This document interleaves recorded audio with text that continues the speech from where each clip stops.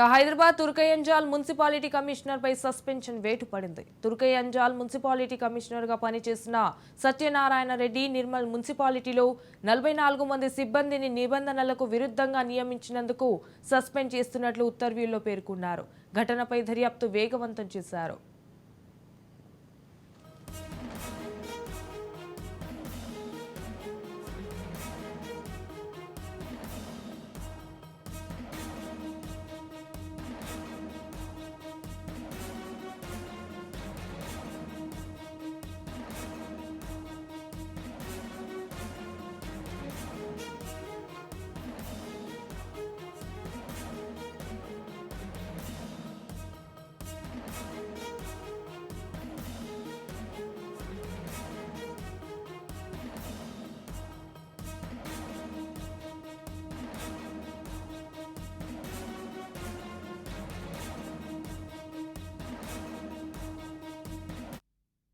రైట్గా దీనిపై మరింత సమాచారం మా ప్రతినిధి తేజ ఫోన్ ఇన్ ద్వారా అందిస్తారు. తేజ, చెప్పండి, హైదరాబాద్ తుర్కయాంజల్ మున్సిపాలిటీ కమిషనర్ పై సస్పెన్షన్ వేటు పడింది అన్నట్టుగా తెలుస్తోంది. దీనికి సంబంధించిన మీ దగ్గర ఉన్న అప్డేట్స్ ఏంటి?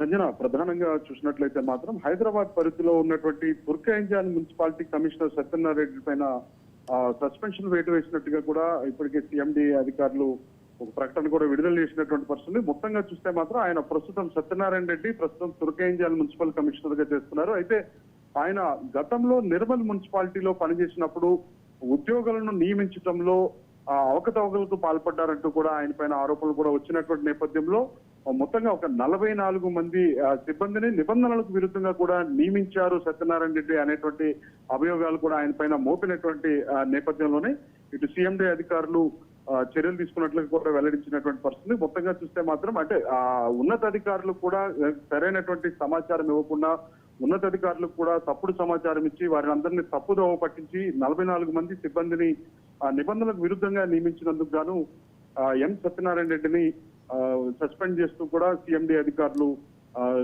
సస్పెన్షన్ వేటు వేసినట్లుగా కూడా మనం చెప్పొచ్చు Sanjana. Right, thank you for the updates Teja.